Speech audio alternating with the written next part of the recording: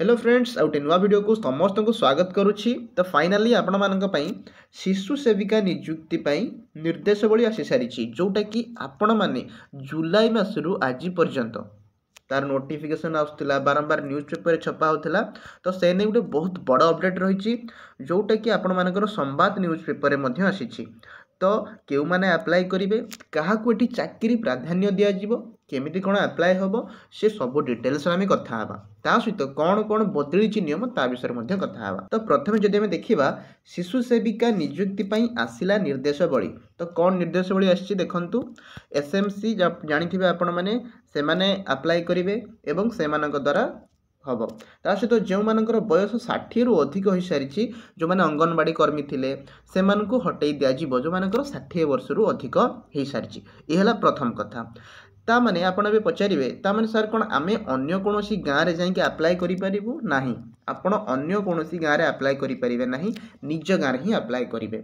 आउ एठी आपणकर किसी भी क्वालिफिकेशन मगा जाऊनी जे आपण एतिकी पाठ पढ़ी दरकार +2 पास करिथिबा दरकार 10th पास करिथिबा दरकार ये सब किसी भी आपणकर दरकार हेउ नहीं।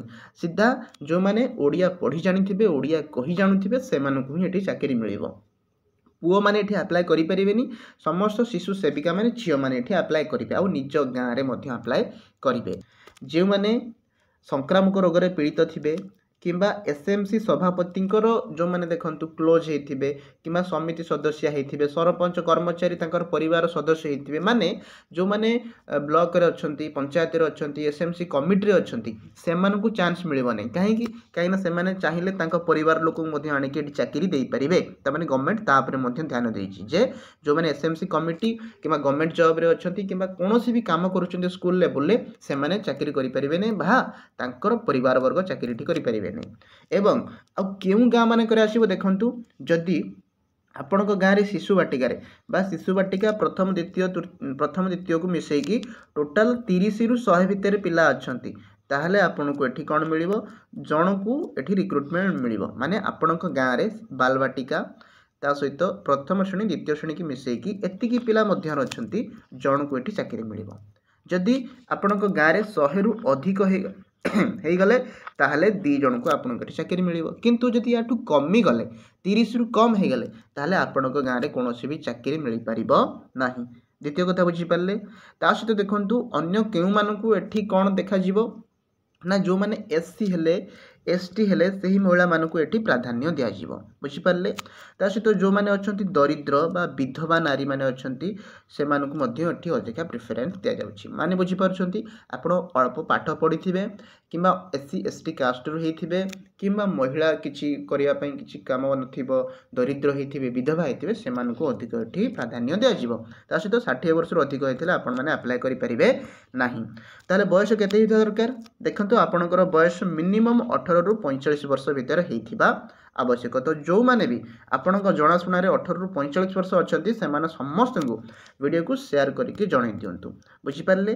तो केबे कौन आसो ताहा देखंतु डिसेम्बर सुधा मत लगुच आसीजिवो आउ मत लगुच देखंतु सरकार एटा फेज वाइज कंप्लीट करेंगे जोटा कि आपण मैंने जानी टोटाल 45,000 प्राइमरी स्कूल में 45,000 जन को से एठी रिक्रुटमेंट दब। तो निश्चित समय लगे किंतु आपणकर आसो ता सहित आउ गोटे देखो ऑफिशियल नोटिस जो आसाला मैंने ये सैलरी तो यहाँ आगुरी आपने जानते 3,000 टंका मिल सहित ओसेपा अंडर रे आपनकर ऑनलाइन एप्लिकेशन रु आप डाउनलोड करके आनिबे किंतु आपनकर जो एसएमसी कमिटी अच्छी स्कूल मैनेजमेंट कमिटी अच्छी से मैंने ऑफलाइन ले एठी फॉर्म फिलअप करेंगे बुझीपारुछंती। तो क्या भी टंकाटे पैसा दबार दरकार नहीं बहुत लोक मैंने आपको ठकती पैसा मागती जे आम आपनकर चाकरी करदेबू पैसा दियो एठी टोटाल पैसा क्या देवे ना ठकामीर शिकार हेबे नहीं बुझीपारे। तो एंगेजमेंट जेबे भी आसो शिशु सेविकार मु आपनकु मो चैनल माध्यम रे जनइबी जे हाँ सरकार एबेठू स्टार्ट करते बारंबार तो न्यूज आसूज रे चैनल न्यूज पेपर रे मते छाडुचंती किंतु रिक्रुटमेंट आसुनी। तो जेबे भी आसीबो आम चैनल रे पाइबे सेथिपाई चैनल को सब्सक्राइब करने सहित निश्चित जॉइन करके रखि थांतु। तो आज एतिकी वीडियो भल लगी निश्चित लाइक करने सहित समस्त को शेयर करेंगे। तो रहुछि धन्यवाद।